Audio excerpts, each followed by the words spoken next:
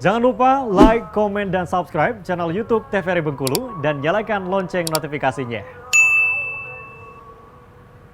Balik lagi di Opini Obrolan pagi ini. Nah, pemirsa, masih dengan tema yang sama dan pembahasan yang menarik ini, yaitu kreator Puspa Langka bersama dengan Bang Sofyan Rafflesia. Oke Abang, kita lanjutkan lagi nih tadi membahas mengenai hobinya Bang Sofyan tadi. Ini waktu ikut lomba, ikut kontes itu, KPPL udah terbentuk Bang? Iya, sudah terbentuk. Ya, makanya dengan adanya KPPL inilah kesempatan untuk mengeksplorasi hutan, menemukan Rafflesia itu udah jadi apa ya? Waktu itu udah jadi hal yang kita lakukan untuk melakukan pengamatan, pemetaan, dan sekaligus untuk mengambil dokumentasi itu, baik foto maupun video, seperti itu. Nah, udah banyak nih kan pasti Abang lihat Puspa Langka. Itu kalau Rafflesia sendiri udah berapa jenis nih Bang?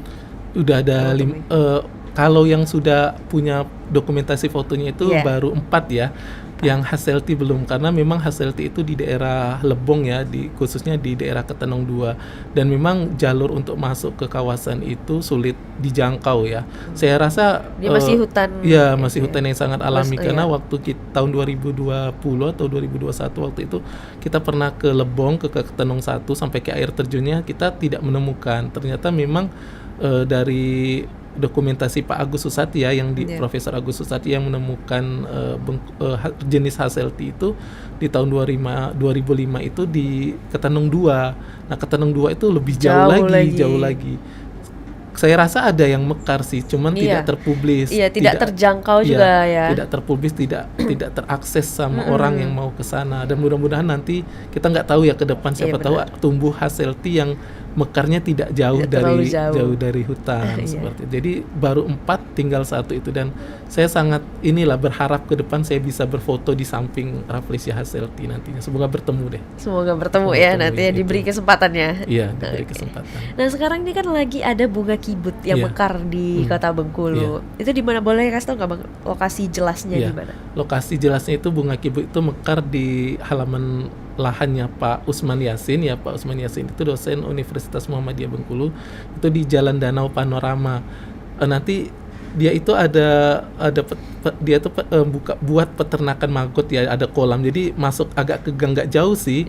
Jadi di sana. Cuman kalau untuk persisnya di KPPL sudah mencantum di akun di Instagramnya KPPL ya, sudah mencantumkan Google Map-nya. Jadi kalau mau ngikut Google Map-nya itu gampang, langsung ketemu nanti lokasinya. Nggak jauh lah, pokoknya gampang. Atau nanti kalau sudah sampai di Jalan Danau itu tanya aja rumah Pak Usman Yasin, orang tahu semua karena beliau termasuk cukup dikenal orang di sana ya, termasuk tokoh masyarakat juga. Beliau kan tokoh masyarakat Lembak kan, jadi orang banyak tahu sama beliau. Gampang kok, nggak susah. Nah, jadi untuk masyarakat nih Bang ya, kalau masyarakat Bengkulu, mungkin kalau untuk ke daerah lain sedikit meluangkan waktu yang lebih banyak. Nah, kalau di kota kan bisa mampir nih. Dekat lah ya. Dekat. Ini masih mekar sekarang kan Bang? Masih mekar, dan sama juga dengan Rafflesia. Kibut ini pertumbuhannya seminggu juga ya. Jadi dia mekarnya, cuman dia mekar sempurnanya 1 hari. Jadi setelah 1 hari itu dia akan menguncup kembali. Jadi selama proses dia nanti layu sampai kelopaknya lepas, tongkol yang atasnya lepas juga, itu mulai masuk ke fase dia berbuah. Nanti ada buahnya lagi muncul. Nah, proses fase buahnya ini kurang lebih 1 bulan sampai buahnya sudah matang. Nah, kalau buahnya sudah matang bisa kita ambil, kita budidayakan benih. Oh, jadi dia bisa bijinya. Ditanam lagi ya, gitu? bisa ditanam. Berbeda dengan Rafflesia tadi ya? Berbeda Rafflesia. Jadi kalau kibut itu kan dari keluarga talas-talasan ya. Artinya dia punya umbi, dan umbi ini bisa dibudidayakan. Begitupun buahnya tadi bisa kita semaikan, bijinya bisa kita tanam untuk pembibitan dari bunga kibut ini, pohonnya seperti itu. Jadi kalau Rafflesia tidak bisa belum bisa dibudidayakan secara ex situ yang keberhasilannya itu masih kecil. Karena kemarin di tahun 2022 di tanggal 12 September Rafflesia arnoldi berhasil mekar di Kebun Raya Bogor.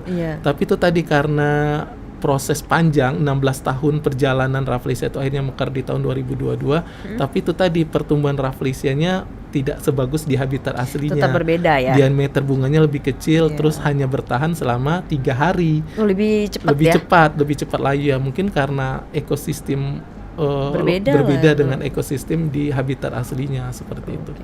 Nah, aku mau tanya sedikit nih Bang. Mungkin terdengar agak kekanakan ya. Boleh. Itu kan banyak yang bilang kalau misalnya Rafflesia ini tengahnya itu memakan Iya. serangga. Benar atau enggak Bang? Iya, jadi itu mitos ya. Saya dulu mitos berarti iya, ya? mitos. Jadi dulu saya sejak kecil juga berpikir seperti itu. itu. Jadi pernah ada kakak saya yang cerita, orang tua saya cerita, kalau ketemu Rafflesia hati-hati. Hati-hati. Ya, Nah. kamu kalau dekat-dekat tangan kamu dimakannya seperti itu kan. Dan serangga dia itu pemakan serangga, padahal tidak. Rafflesia itu dan bunga kibut itu bukan tanaman karnivora yang Iya. memakan serangga. Serangga itu membantu untuk penyerbukan, dan sebenarnya mitos ini bagus ya, artinya bunga ini nggak boleh disentuh supaya Nah, dia itu bertahan tadi. lama. Positifnya itu kita Ya, dapat. positifnya itu. Dan satu lagi, masyarakat dulu ya, suku-suku Rejang, suku Serawai itu punya sesuatu mitos tentang bunga ini. Mereka bilang mitos yang mengerikan lah tentang Rafflesia, dalam artian dulunya bunga ini dianggap sebagai bunga hantu, seperti itu, bunga yang ada penunggunya, sehingga mereka menamai secara lokal dulu bunga untuk suku Rejang itu namanya Ibeun Sekedei ya. Ibeun Sekedei nama bahasa Rejang. Nah, Ibeun itu kan bunga, Sekedei Iya. itu tuh kayak cawan atau bokor tempat sirih. Oh, Cawan atau bokor tempat jadi sirih. dia lebih Iya. apa ya? Ya Lebih dia karena mistis lah dia gitu ya. punya kayak kentong kayak Iya, gitu iya, kan, iya, ada iya. bulatan yang kayak bokor, kayak cawan, kayak tempat sirih, sehingga mereka beranggapan bunga ini adalah bokornya dari penunggu hutan seperti itu. Jadi mereka kalau ada dulunya di desa-desa tempat adanya hutan yang ada Rafflesia itu, mereka takut untuk mendekati karena biasanya ada penunggu hutan seperti harimau, sehingga mereka menghindari atau takut terjadi bala. Nah, di suku Serawai mitosnya juga bunga ini dinamakan Bengiang Simpai. Bengiang Simpai itu artinya bunga yang tumbuh dari hasil bekas makanan monyet seperti itu ya.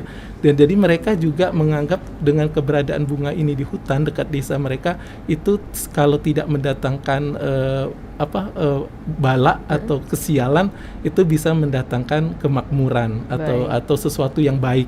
Kemunculan bunga ini bisa mendatangkan sesuatu yang baik atau sesuatu yang buruk. Nah, artinya di suku Serawai atau suku Rejang itu kita punya benang merah yang sama. Iya. Artinya kearifan lokalnya sama-sama bunga ini jangan diganggu, jangan dirusak. Dan ini memang menjadi di hutan itu menjadi sesuatu yang memang harus dijaga dan harus dilestarikan sampai sekarang seperti itu. Itu beberapa mitos-mitos tentang Puspalangka ini. Oke, baik Abang. Mungkin kita akan melanjutkan ini di lain waktu lagi siap, ya Bang ya. Okay. Abang terima kasih banyak Ya, karena sudah membersamai kami pada hari ini dan memberikan edukasi mengenai Puspalangka kepada kami juga ya Bang ya. Semoga nanti kita bisa berbincang-bincang di lain waktu lagi ya Bang ya. Oke. Nah pemirsa, terima kasih karena sudah menyaksikan Opini pada hari ini. Terus saksikan Opini pukul 8 pagi hanya di TVRI Bengkulu. Saya Utar Novadini, mewakili kerabat kerja yang bertugas pamit undur diri. Sekian, terima kasih. Wassalamualaikum warahmatullahi wabarakatuh dan sampai jumpa.